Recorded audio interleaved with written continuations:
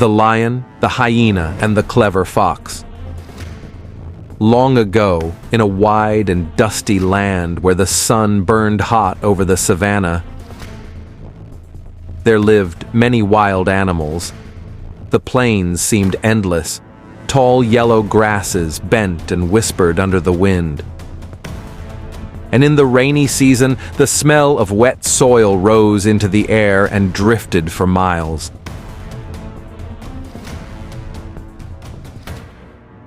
Herds moved across the grasslands in long, patient lines. Birds circled overhead. Insects hummed in the reeds. Every day the land breathed. Every night it listened.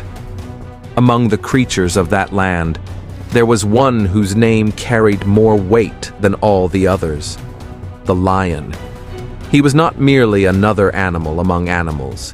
He was the one all others watched. His mane was thick and golden, heavy around his neck, like a crown made by the sun itself.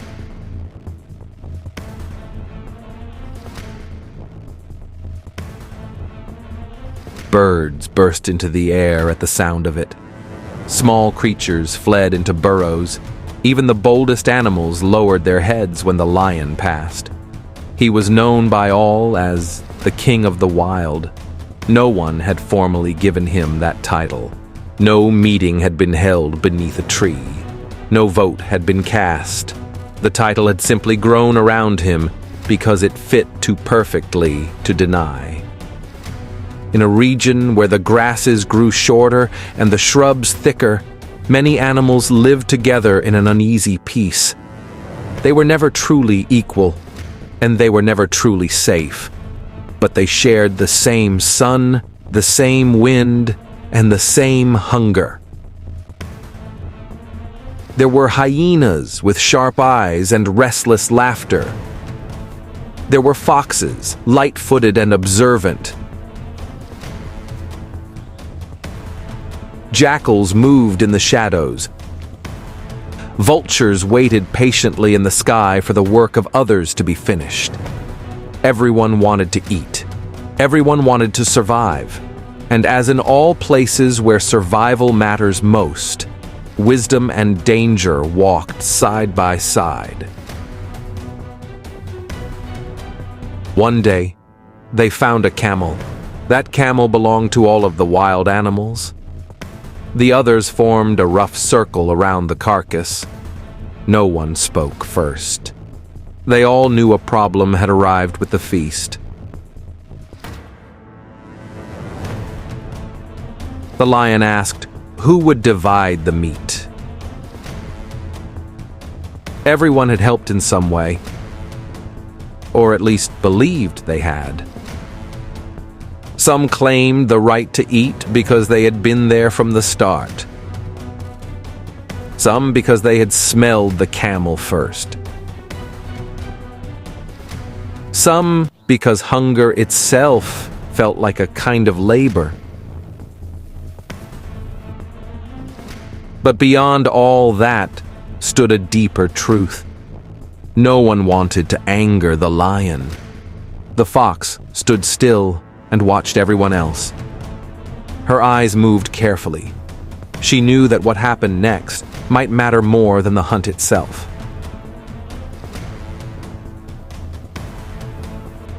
Finally, the lion rose. The movement alone changed the clearing. Conversations that had not yet begun died before reaching the air.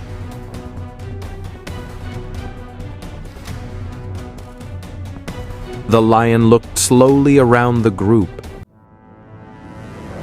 "Since I am the king of the wild animals," he said, his voice deep and carrying easily across the dusty ground, "I will decide who divides the meat."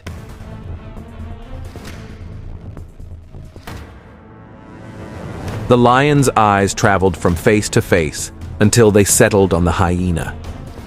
"Hyena," the lion said, "you will divide the camel among the animals."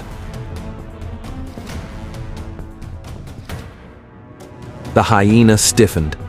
He had expected many things today: a hunt, a share of meat, perhaps the chance to laugh at a jackal's failure.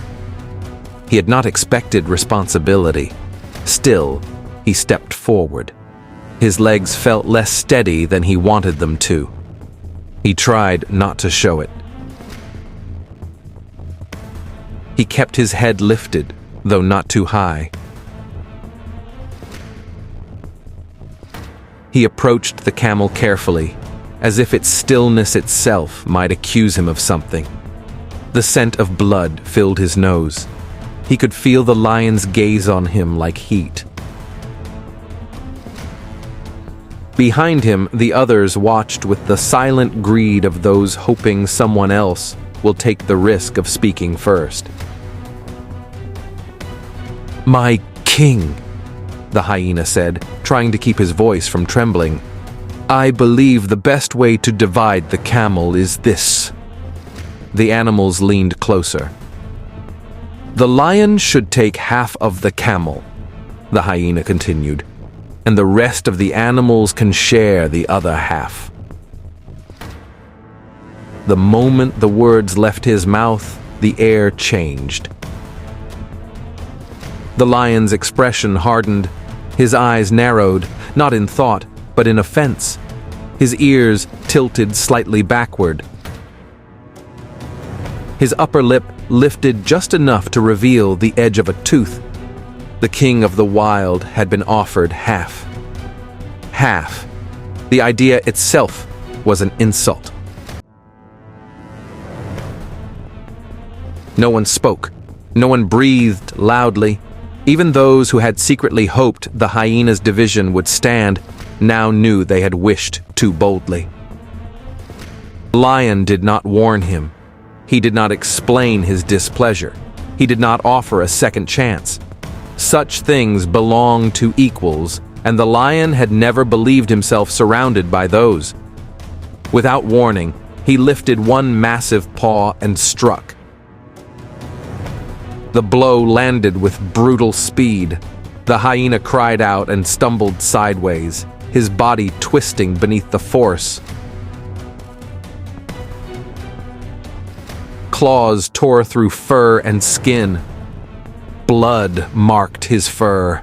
His pride shattered more quickly than his confidence had formed.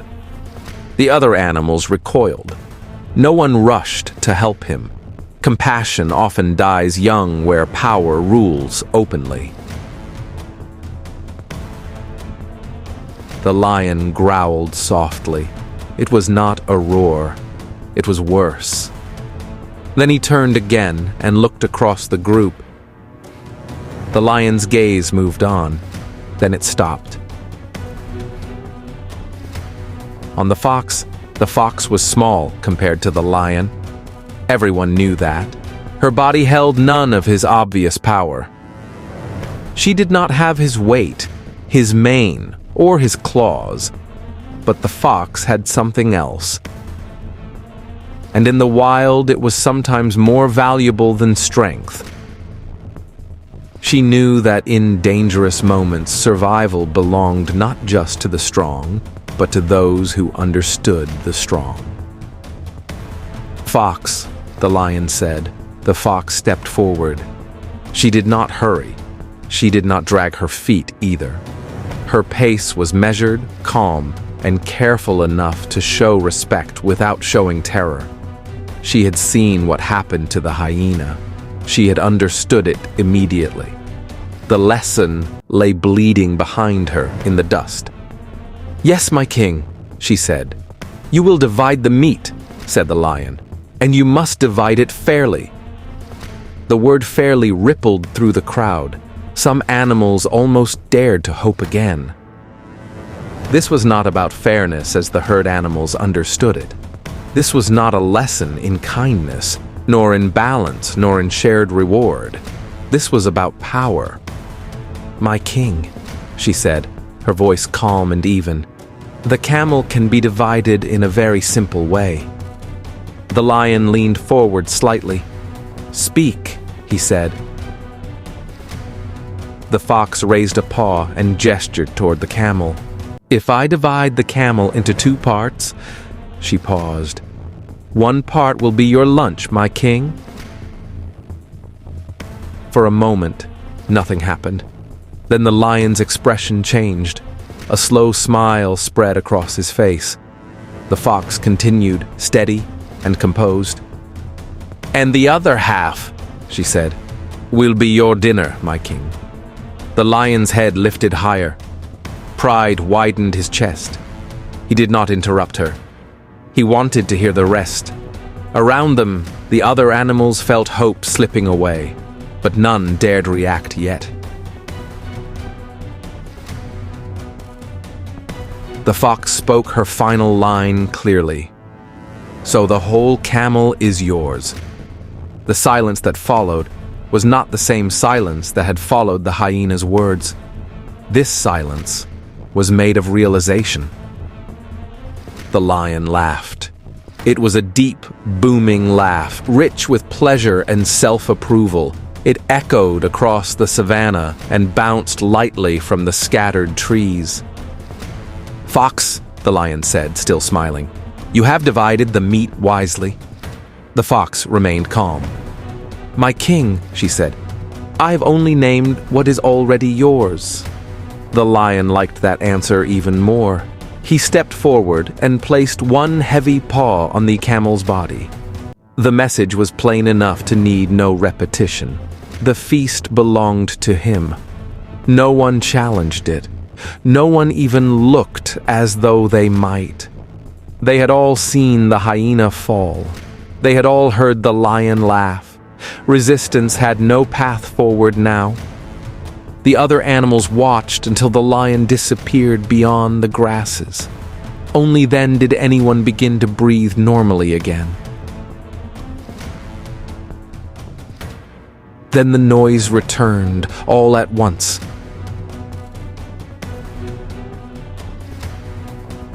The hyena pushed himself upright with a groan and limped forward, fury and humiliation making him forget his pain for a few steps.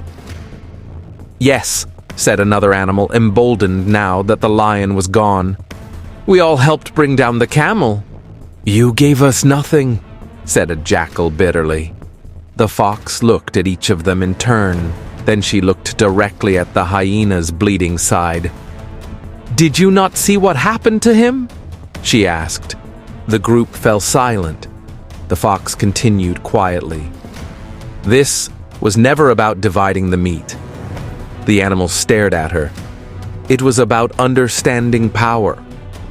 If I had divided the camel the way you wished, I would not be standing here, and perhaps neither would some of you."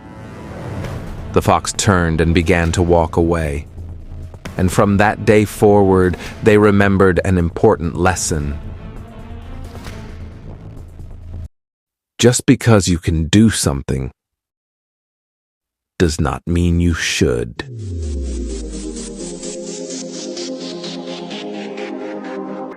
Don't forget to subscribe, like, and share. Drop your thoughts in the comments.